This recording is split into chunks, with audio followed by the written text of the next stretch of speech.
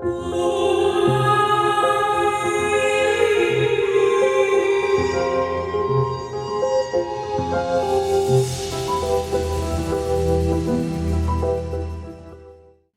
video is truly mystifying. I was shocked after doing the research. Imagine hiking through a peaceful forest, breathing in the crisp mountain air, surrounded by nature's tranquility. It feels safe, almost sacred. But for some, this beauty hides something far more ominous. Every year, people vanish without a trace from these serene landscapes. And I'm not talking snatched by a mountain lion or bear, or wandering off the beaten track and getting lost. I'm talking vanished into thin air, even leaving professional search and rescue squads baffled. Welcome to Beau videos and episode 16 in the series, The Missing 411. Their disappearances are unexplained and often they leave behind nothing but questions, serious questions. Today we're looking into the eerie phenomenon known as the missing 411 cases, a collection of mysterious disappearances in national parks and rural areas, meticulously documented by a former police officer. Former police officer David Paulides' investigations have sparked widespread interest and fear, because these cases don't fit the usual patterns of missing person reports. There's something different, something very strange, and for some, deeply unsettling about the missing 411. Let's explore the mystery, dive into some of the most bizarre cases, and discuss theories about what may be happening in America's once serene wilderness. So what exactly is missing 411? The term refers to an extensive series of strange disappearances that have occurred all across the US and even internationally, typically in or near national parks and rural wildernesses. The term 411 isn't the number of cases because, astonishingly, there have been thousands reported and documented. It comes from the old phone number for directory assistance, symbolizing a request for information, because in these cases, information is exactly what's missing.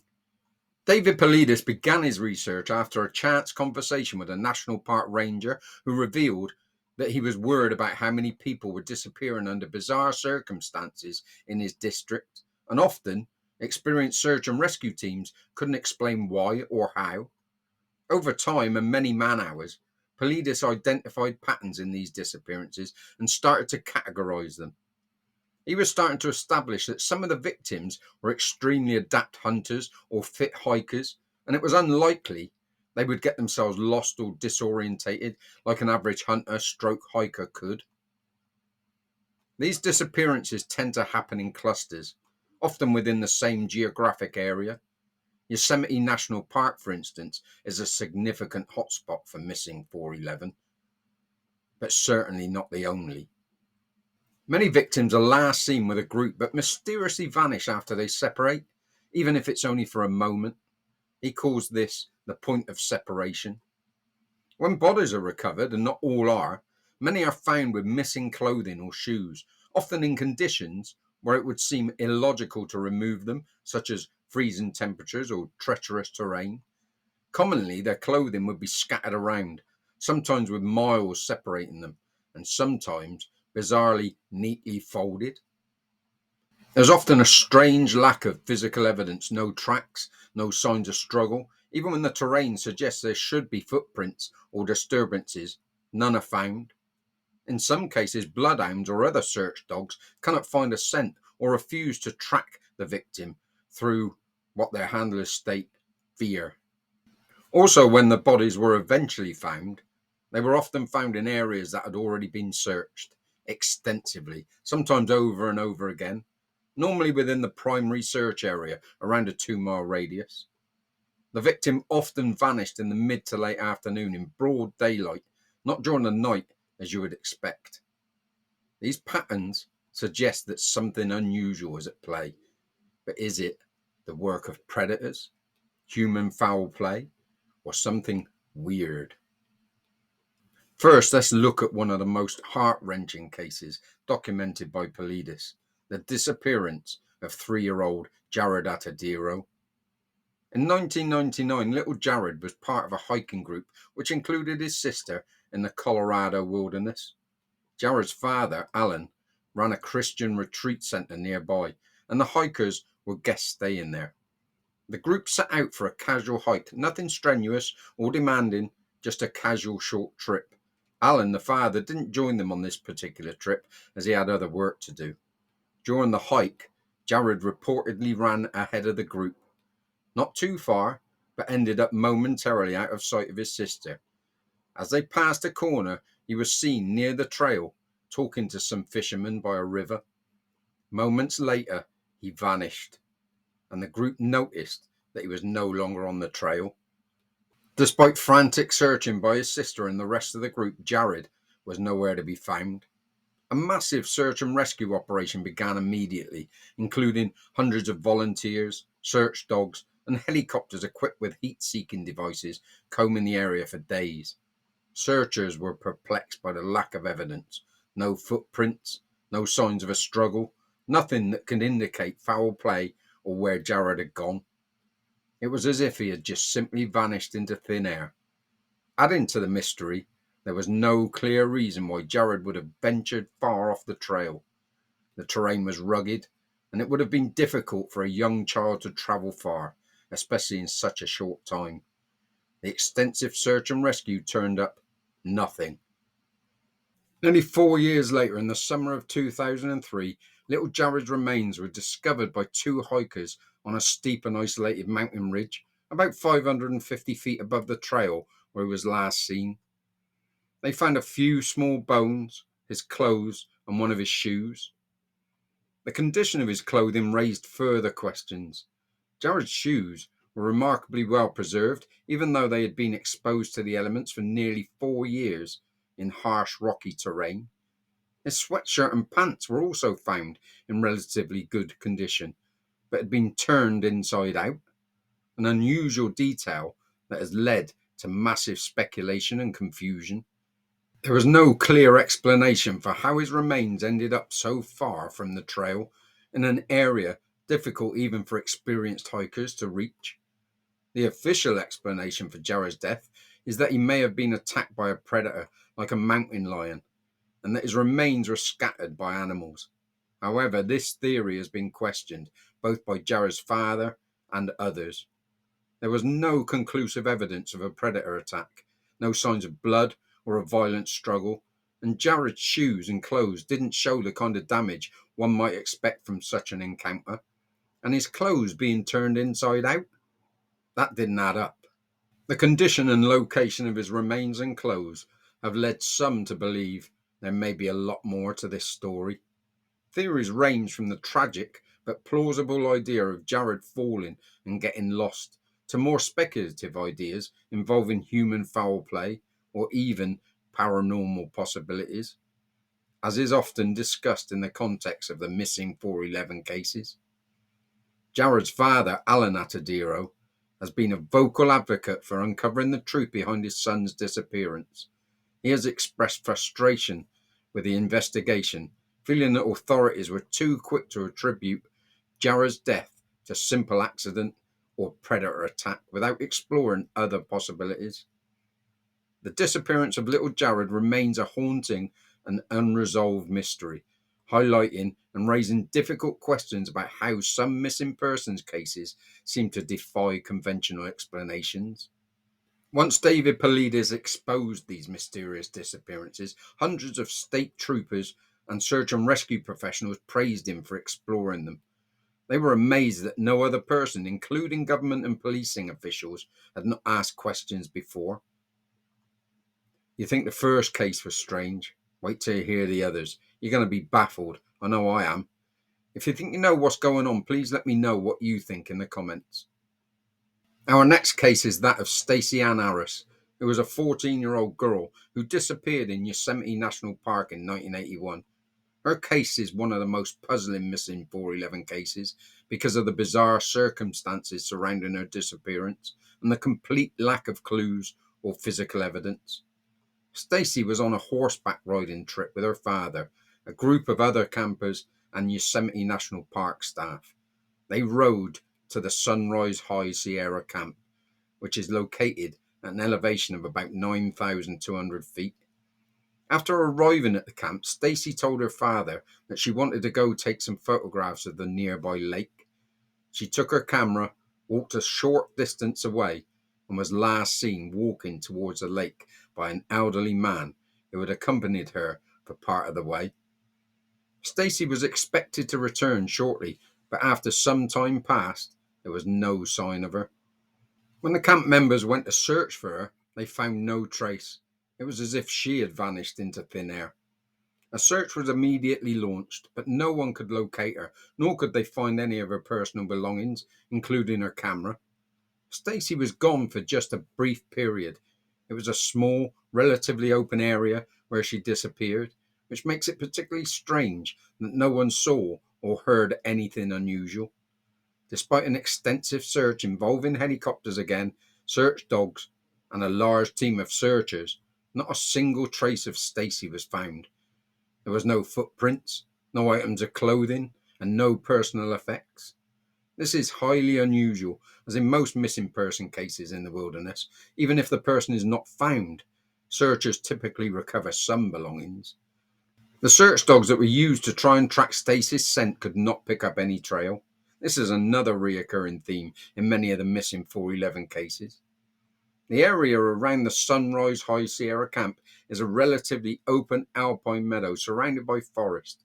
The terrain is not extremely rugged compared to other areas of Yosemite, and given Stacy knew the area and was used to the outdoors, it was strange that she had gotten lost so quickly and left no trace. Search efforts continued for 9 whole days, but no clues were ever found. The fact that the search teams, which included park rangers, volunteers, and even the military, found no sign of her is completely bizarre. Usually, at least some evidence of a missing person, such as a piece of clothing or a camera, would be found after such an extensive effort, but nothing at all was found. Stacy just vanished. Was it an animal attack? Well, no blood, nor ripped clothing, or drag marks or a struggle were ever found. Another theory is that Stacy may have encountered someone with malicious intent. This theory is also difficult to prove since the area where she vanished was relatively isolated and no one in the vicinity reported seeing or hearing any suspicious individuals. If Stacy would have screamed, she would have been heard quite easily by the group. Is it possible that Stacy may have slipped and fallen into a hidden crevice? But once again, no evidence, like a body or clothing, has ever been recovered. Searchers extensively combed the nearby lake and surrounding areas without success. Some speculate that Stacy's disappearance, like other missing 411 cases, could be tied to supernatural forces or even extraterrestrial activity, though there is no concrete evidence to support these claims. But something had to happen. Stacy's disappearance remains an open and unsolved case. Over the years, the lack of evidence has only added to the mystery surrounding her vanishing. Speculation is rife that there may be details that were either overlooked or not disclosed to the public. The case remains a chilling reminder of how even seemingly safe environments can harbor inexplicable mysteries. The next case is Danny Philippides, a 49-year-old firefighter with 28 years of service, became the subject of national attention in 2018 due to his mysterious disappearance and equally strange reappearance. Philippides went missing during an annual ski trip with his colleagues at Whiteface Mountain near Lake Placid on February the 7th, 2018. He was last seen skiing down the slopes in the early afternoon. After he failed to return, his friends and colleagues grew concerned. Danny's personal property was still at the lodge and his car was still in the car park. They assumed he must still be on the mountain. A search effort involving ski patrols, rescue teams, and law enforcement was immediately set up. Despite extensive efforts, there were no signs of him on the mountain. However, 6 days later, Philippides was found nearly 3,000 miles away in Sacramento, California, with no clear memory of how he got there. He was reportedly disorientated and confused, still wearing his ski gear and holding his credit card and other personal belongings. He contacted his wife from Sacramento, and law enforcement officials confirmed his identity. When questioned, Paulides said he had only vague recollections of his journey. He mentioned traveling in a big rig and possibly being driven by a truck driver, though he had no concrete memory of the details.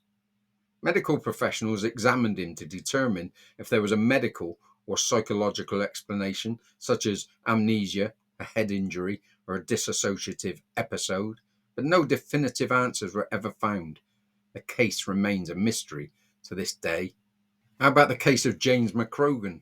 A 39-year-old doctor from Indiana disappeared in March 2014 during a skiing trip near Vail, Colorado. His case is one of the most perplexing due to the strange and unexplainable nature of his disappearance and the circumstances of his death. James was an experienced outdoorsman skilled in skiing, hiking, and forestry survival. He, along with a group of friends, embarked on a backcountry skiing trip to Camp Hale, a popular area in Colorado. The group was planning to ski to the Eisman Hut, a remote cabin situated deep in the Holy Cross Wilderness. At some point during the trip, McCrogan got ahead of the group. This was not particularly unusual given his experience and the fact that he had all the necessary gear with him, including a GPS device, his cell phone, a sleeping bag, plenty of food and water, a helmet, and skis. Despite being well prepared and in good physical condition, McCrogan just vanished. His friends arrived at the Eisman Hut later that day expecting him to be there, but McCrogan never arrived. After waiting for several hours, the group raised the alarm and reported him missing. An extensive search operation was launched, involving again helicopters, snowmobiles, and experienced ground teams. Searchers were baffled because McCrogan had a working GPS and phone, and he was in the relatively well-known area. Despite the thorough search efforts, no trace of him was found in the immediate days following his disappearance. Nearly 5 days after he went missing, James McCrogan's body was discovered by searchers in a remote area near Booth Falls, approximately 4.5 miles from the trail he had initially been on. His body was found in a location that was difficult to access, requiring searchers to use a helicopter to recover his remains.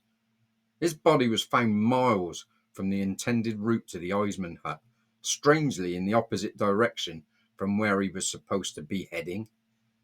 Don't forget, this man was an experienced hiker, an experienced tracker, and well prepared for this trip. The terrain he was found in was extremely rugged, making it almost impossible for him to have travelled there on foot, especially under snowy conditions. How he ended up in this remote location remains one of the biggest questions in this case. However, when his body was found, it was missing several key items, including his skis, his helmet, and his boots. His mobile phone and GPS device were with him, but there was no record of him trying to call for help or use the GPS to either navigate or help the search party locate him, which is particularly strange considering the danger he would have been in. According to reports, McCrogan had suffered significant injuries, but there was no clear explanation for how he had sustained them. There were no signs of a struggle or attack, and authorities did not suspect foul play. Additionally, the area where his body was found had already been searched on the search map twice earlier, raising questions about why his body wasn't discovered sooner. Given McCrogan's experience with extreme outdoor survival and his preparedness for the trip, it seemed strange that he would get lost or not attempt to communicate for help. He was known for his athletic ability and his cautious approach to outdoor activities. The fact that he wandered so far off course, despite having a working GPS and plenty of supplies, defied explanation. His remains yet another unsolved backcountry mystery and part of the missing 411 cases. Our last case for now is probably the most mysterious and the hardest to even contemplate an explanation. Dennis Martin was a 6-year-old boy who vanished on June the 14th, 1969, while on a family camping trip to the Great Smoky Mountains National Park near the Tennessee-North Carolina border. Dennis was playing a game with his brother and other children, hiding behind bushes to surprise the adults. The children were having fun. He was last seen by his father, William Martin, who had his eyes on Dennis as he ducked behind a bush. Just minutes later, when William went to check on him, Dennis had completely vanished. This happened within a very short time frame, almost as if Dennis disappeared in the blink of an eye. One of the largest search efforts in US history ensued, involving the FBI, the Green Berets, and thousands of volunteers, yet no trace of Dennis was ever found. This involved over 1,400 people combing the area within days of his disappearance. The terrain was rugged, but the level of effort and resources poured into the search was unprecedented. Despite this, there was no sign of Dennis. No clothing, no body, no footprints, nothing. During the time Dennis went missing, a family reported seeing something unusual a few miles away from where Dennis vanished. A man named Harold Key and his family were hiking near Rowan's Creek, about 5 or 6 miles from where Dennis disappeared, when they heard an enormous, sickening scream and saw what they initially thought was a man hiding in the bushes. Mr. Key said it looked like a rough, unkempt man who was trying to avoid being seen. His family noticed this individual shortly after hearing the scream, adding a chilling layer to the mystery. Interestingly, the FBI never followed this sighting up, and it remains an unexplained lead. One of the more peculiar aspects of the case was the involvement of the USA Army Green Berets in the search effort. While it's not unusual for the military to assist in such efforts, the level of their involvement was odd, especially given that they appear to operate independently of the other search teams, often not sharing information or strategies. This has fueled theories that the government was aware of something unusual happening in the area, thus making the search for Dennis imperative. The case has led to a wide range of theories, from the involvement of the cryptids like Bigfoot to government cover-ups or even UFO abductions. Some suggest that there could be an unknown predator in the park, either an animal or a human. The Key family's sighting has led some to speculate that Dennis might have been abducted by a feral human or some other unusual individual living in the wilderness, though this theory has never been confirmed nor denied. Dennis's disappearance is really bizarre. I mean, despite the massive search effort and the expertise brought into the operation, there were no traces of Dennis found, no physical evidence to explain where he went. Dennis vanished in broad daylight, just feet away from his father. The time window for him to vanish without a trace was incredibly small. The scream heard by the Key family and their sighting of the rough man have never been explained or fully investigated. Surely they would have at least followed up on that. Decades later, there is still no closure in the case, and no one knows what happened to poor Dennis. These are just a few of the cases from thousands that have happened across the whole of the United States and beyond. Yosemite National Park has the biggest cluster, but it is far from being the answer. Folk across the world have tried to find out what the Missing 11 phenomena is all about, but with little to no findings. Although I have only covered a small number of cases, I have tried to be diverse. At the end of the day, the Missing 411 has taken very small children all the way up to experienced outdoorsmen and women. One fact remains: no one has any definitive answers as yet. Are they simple accidents? Are they the result of cunning animal predators with the abilities to cover their tracks? Is human foul play to blame? Or is it something more strange, more bizarre, and something unexplainable? You be the judge. I have to say this was my favourite research topic, and it has left me stumped for sure. Thanks for watching, and please, if you have any ideas to what the Missing 411 could be, let me know in the comments. I can't wait to hear what you think it all is. The comments on my previous videos seem extremely low compared to the views, which is a bit strange and worrying. I'm sure it's nothing sinister, but I can assure you it's not me if you commented before and it hasn't appeared. I don't take any comments down, even if I disagree with one. Also, if you like the video, please click the like button and consider subscribing. Anyhow, if you're going camping, or glamping for that matter, remember, always go prepared, always let others know where you are, and scream loud. See you in the next video. Bye for now.